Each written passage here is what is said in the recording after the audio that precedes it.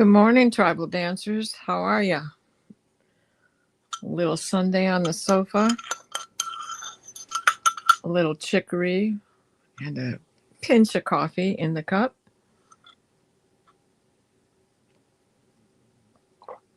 I guess I can't swallow quietly. What makes it special is carob powder. Anyway, I thought I would try this live because it's the best way to load a video, and I'm not exactly sure how long it's going to take me to recuperate. I'm having surgery on Thursday, and I don't know if I'll make it back next week or not. And that's solstice, the beginning of the Yule season, the beginning of Christmas.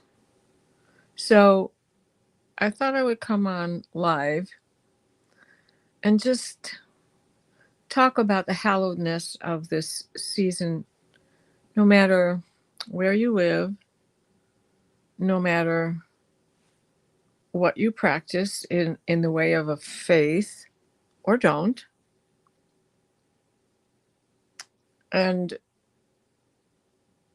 if we've had some kind of a religious upbringing, we seem to always get a tweak from what we experienced, the grandeur of the lights and the tree and the village underneath and all of the things, the candy canes, the celebrations, the better watch out, you better not pout, all of those fun Christmas carols, the crazy movies that have come from the past that are still with us today, from It's a Wonderful Life to that Elf, which is one of the best movies. And then, of course, Love Actually. Who doesn't love that movie? Unless you haven't seen it yet. Good morning, Angela. Like my friend Cardamancy Mesquite, Angela. So maybe she'll get to watch it this Christmas season. Anyway, at this time of the year, a lot of people get sad. Now I'm trying to hold back tears because I just thought of my darling Groucho. She passed away on 12/12. She couldn't have picked a better day, right? It's the portal. And it doesn't make anything easier because she chose a good date. At this time of the year, she'd be flying and sitting in the Christmas tree. And that's not happening. So the grief over losing our pets is the same as the grief we feel for lost loved ones, those who have crossed over, those who have just gotten lost in society. I have had cousins who had gotten out of the service and then just disappeared, got swallowed up. And some of them were in Korea wartime. And the plight of the veteran, it's that damned if you do and damned if you don't. And we even feel that just knowing we need to have extra protection from the people who are able to disconnect from their personal feelings and rise to the occasion of charging in first responders of all kinds. So grief comes in many different packages, right? And Hylia,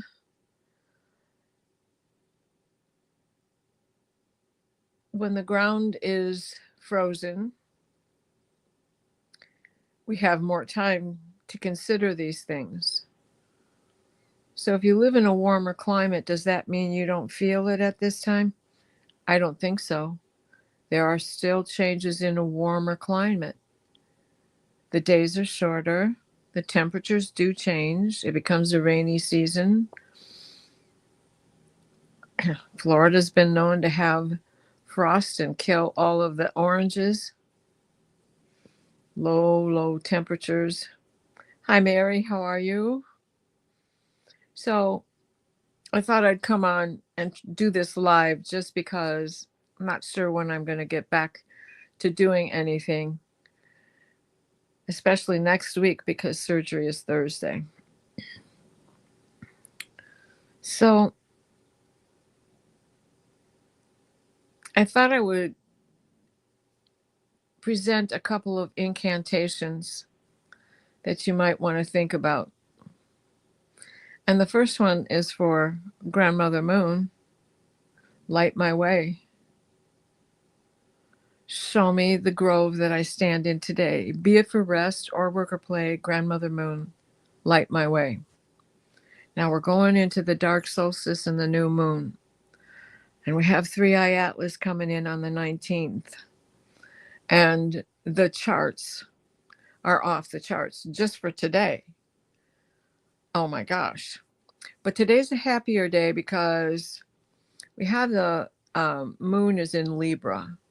So you may be able to find a little more balance, even just juggling the time through the day of what you have to get done, what you can put off till tomorrow, or learning how to pace yourself, rediscovering how to pace ourselves. Another one I call in at this time of the year is Bride the smithy, teach me to forge.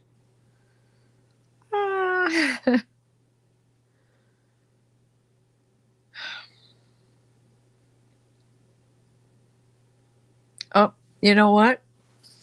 That's why I brought my writings to the table, because I haven't done this live. Ride the smithy, teach me to forge. Together we bridge over the gorge. What as it floats under the boards? Bits to release and shreds move outwards. The used and the need and how to proceed rise on the babbles of the elemental creed. That's the water floating over the rocks. And as we are now in Neptune going forward, and these last few days of him being in Pisces, and don't get me wrong, it will take till February for him to get to 0 degrees, Valentine's Day, 0 of Aries. We begin to feel this strengthening that the current is making its last push at that strong point of 29 degrees.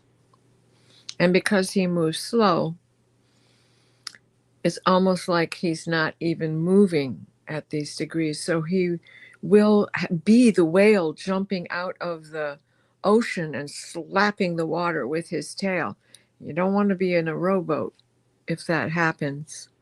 Hello, Dr. Gail. Good to see you. How are you? Sally, hi there. How are you? Denise? Who else have I missed? Gypsy JJ. Hello, good to see you. So I thought I would also call in Elena the Trods. Elena the Trods reveal the trail. Even through shadows it doth prevail. Over the moon and through the veil, Elena the Trods reveal the trail. Whether wide berth or narrow path left behind, as we push on forward, we need what we find. And this is, Elena the Trods is the goddess in the woods with the antlers. And she's a great one to call in on solstice. For by the light of the moon, or only the stars, she gives way. Her paths have been the same paths for centuries. We're the ones who have encroached on that aisle that they have created, the trod that they have left behind. And because we've built our houses on their paths and our roadways where they began the path, now we're driving vehicles that they sometimes stand in the way of. They don't have a driver's license, so they don't know what a car is, right? So there are others also. Now, St. Joseph the Builder, we don't know if Joseph was the real father of Yeshua or not. We don't know the whole story because all of that is hidden from view under a dome. And we can't get in there, and we won't know the truth. Probably not in our lifetimes. Probably never. It'll be discovered like the Nag Hammadi scrolls with information lost. But St. Joseph the Builder, show me which tools. You are the master of the school. So what tools resonate with you for the seasons? What tools resonate with you for your daily journey? And there are others, not just Joseph, the father of Yeshua, Joseph of Arimathea. He was a tinsmith. This brings me to what I think is a very good possibility, that Joseph of Arimathea was actually Yeshua's dad.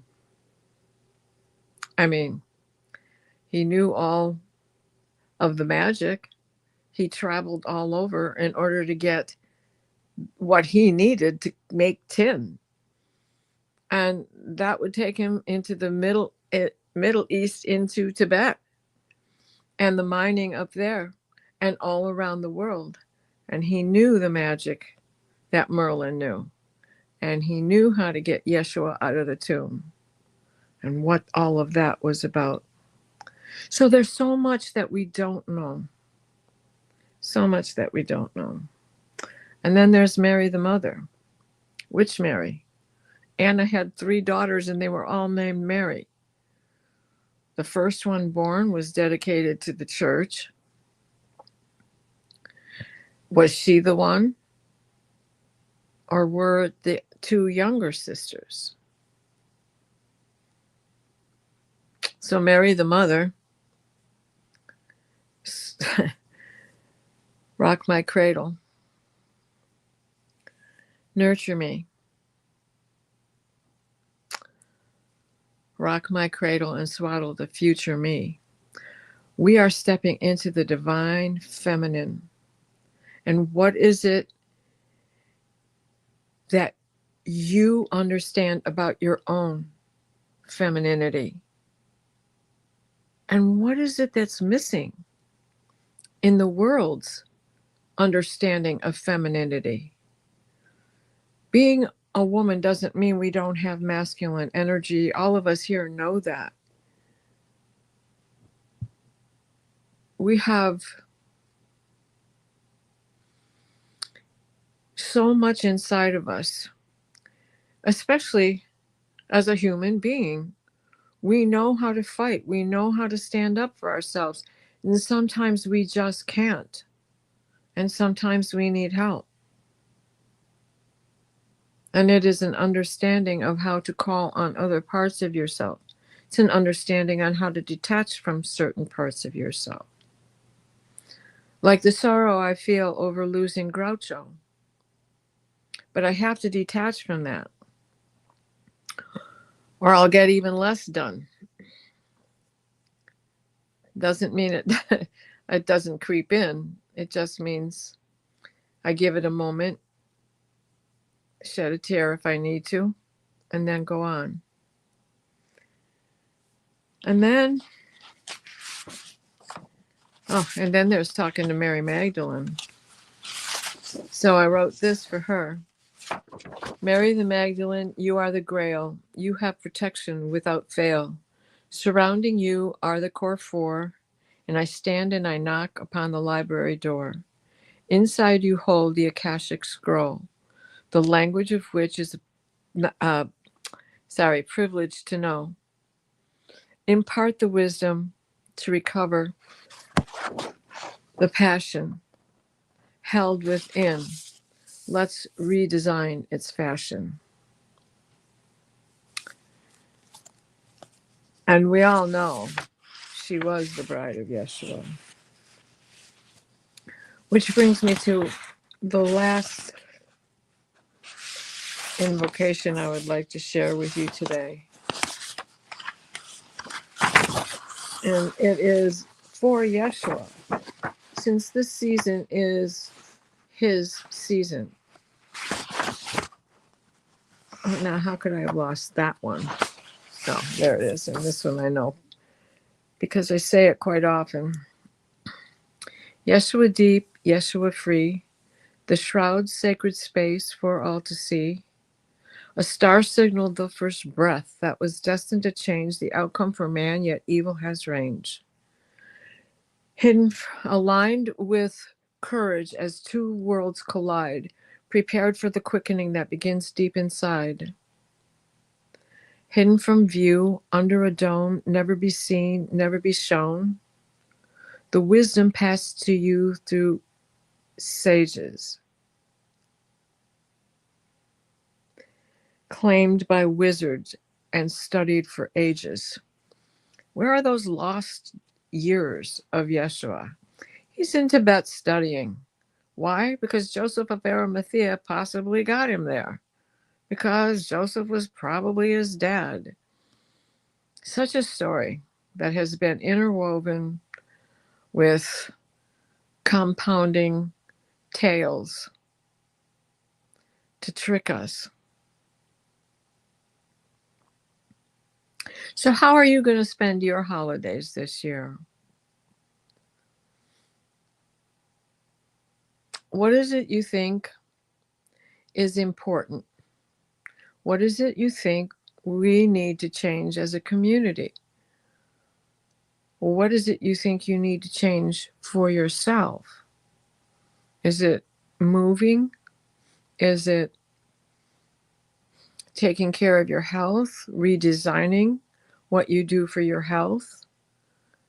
Is it studying something new or restudying something that you visit constantly because you can't get enough information or because the information is changing so quickly? I think it's because the information changes so quickly that we have to keep up with it.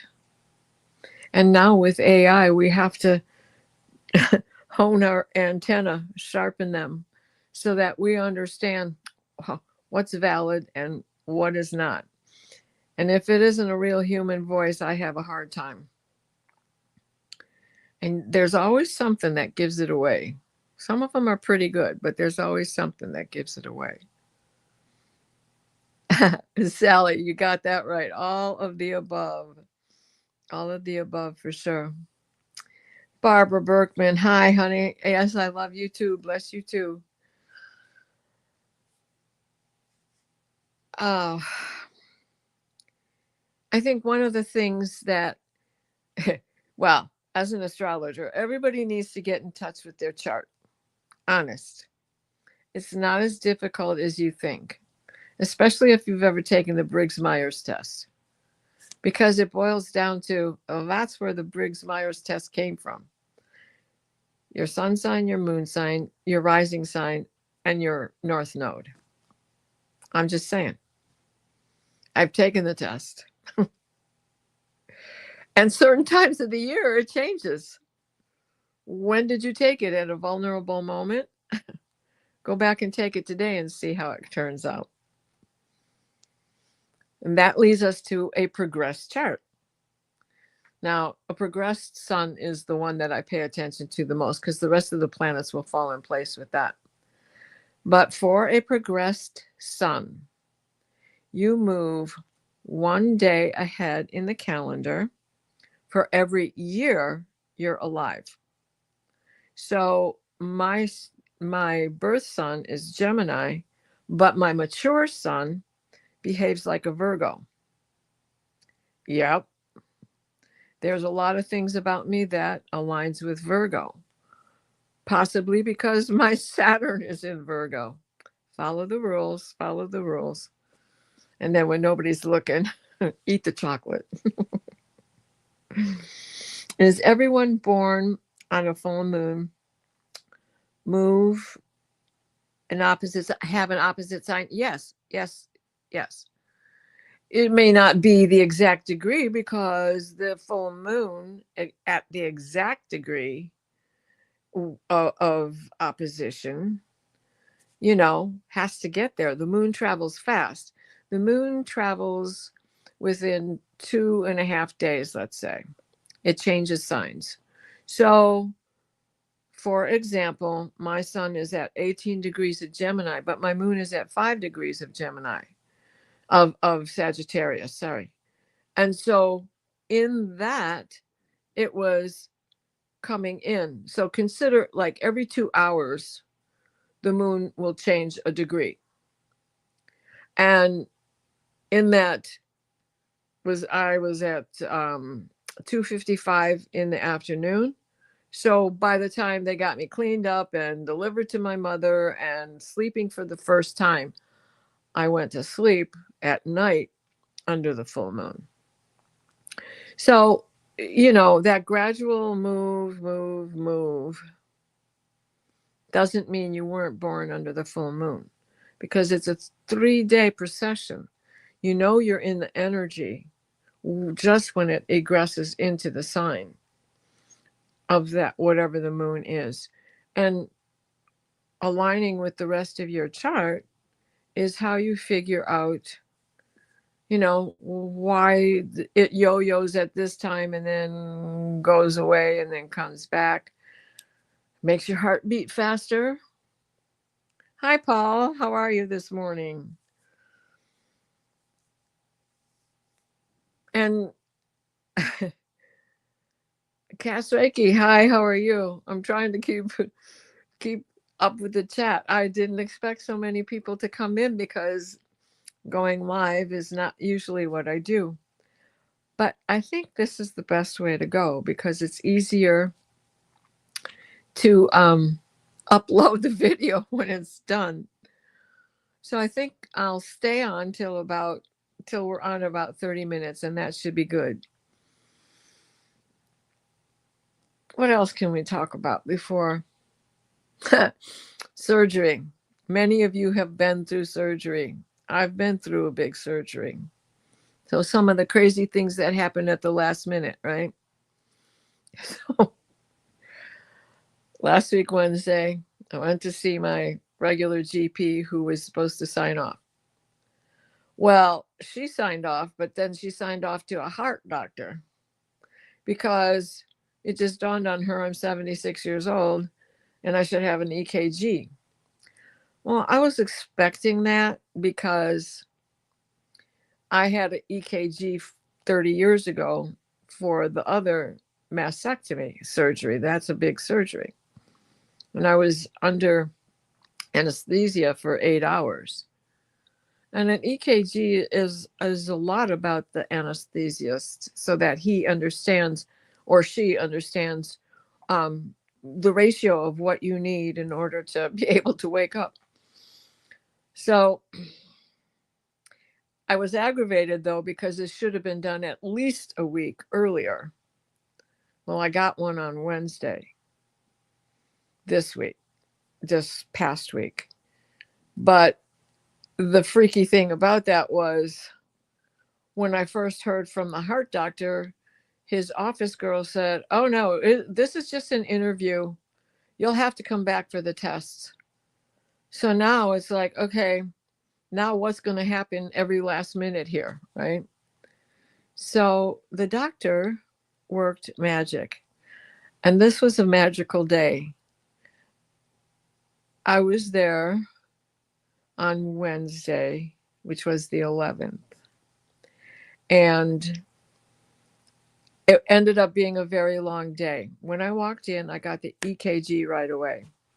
When the doctor saw that, I have an arrhythmia, but it's been with me all my life. It's the normal. My heart skips a beat. But because I'm 76, he said, no, you got to have an echocardiogram and you got to have a stress test. Well, we can't put you on a treadmill because you're getting hip replacement. So you have to get this IV that's going to make your heart pump like you're doing exercise. So they started pulling strings. Now, this was one of the nicest doctors I'd ever been to. And perhaps it's just because that's what a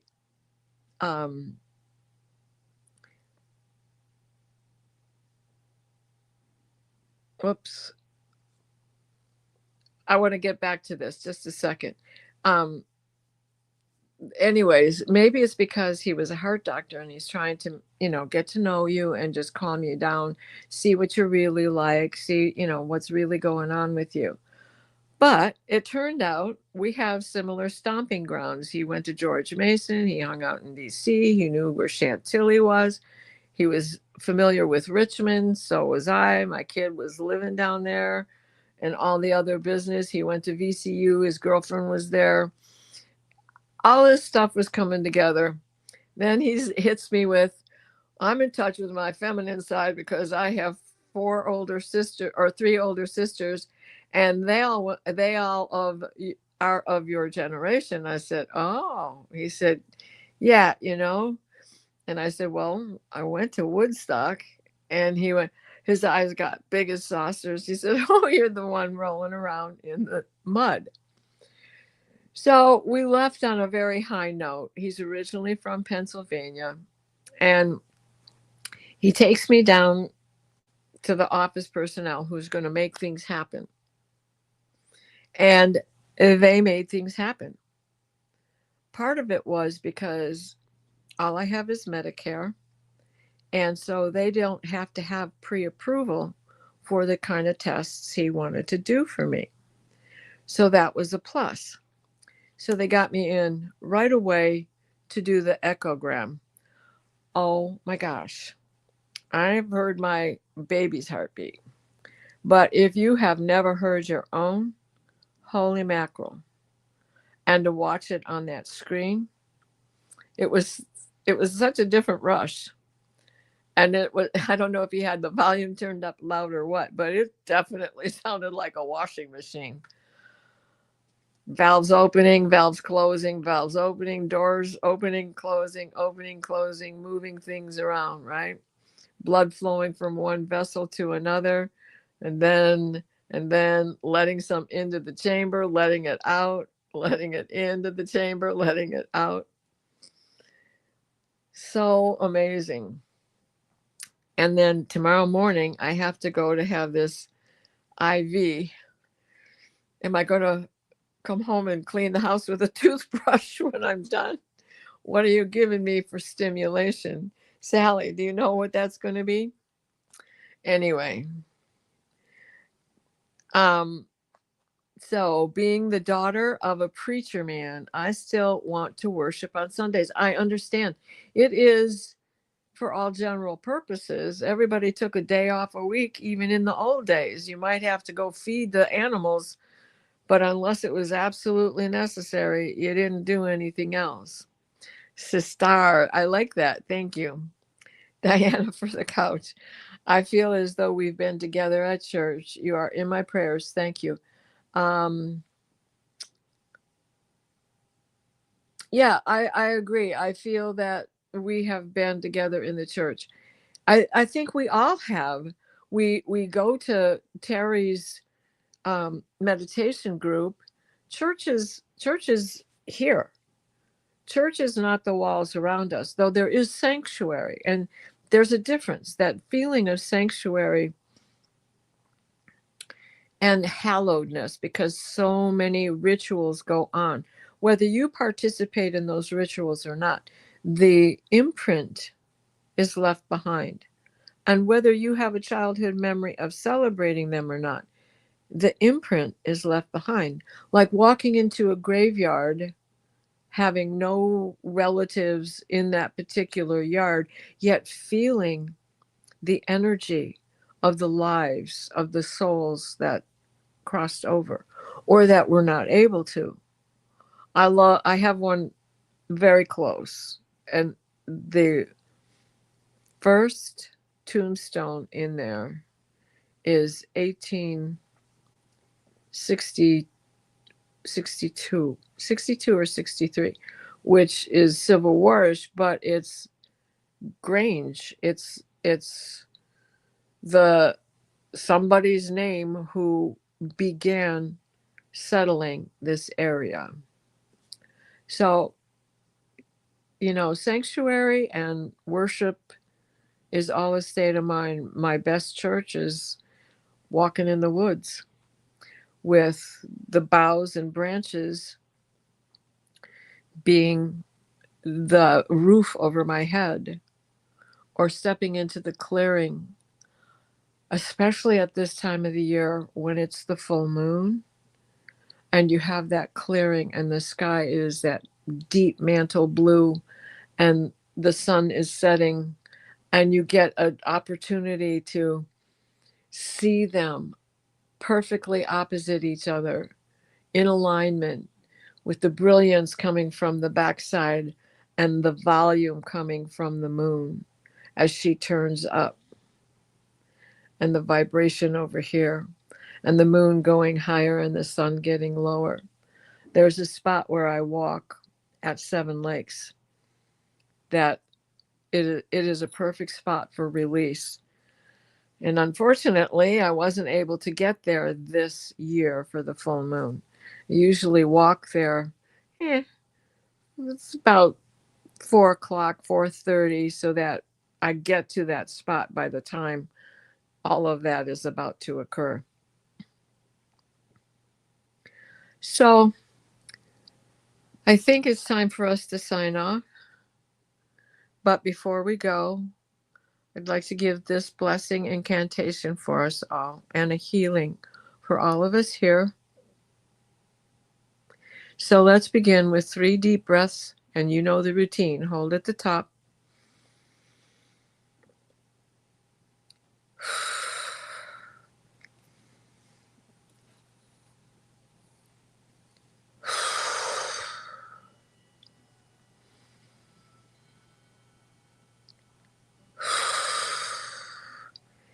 Please place us in a steady stream of divine white light, the white light of divine guidance and divine grace. Michael, wrap your blue bubble of protection around us that shrinks to fit. As we step into the healing teal green orb of Raphael that floats and shares and spreads and transfers the divine white light, the white light of divine guidance and divine grace. Please protect those without shelter and food, without family, without friends, the lonely, the heartbroken.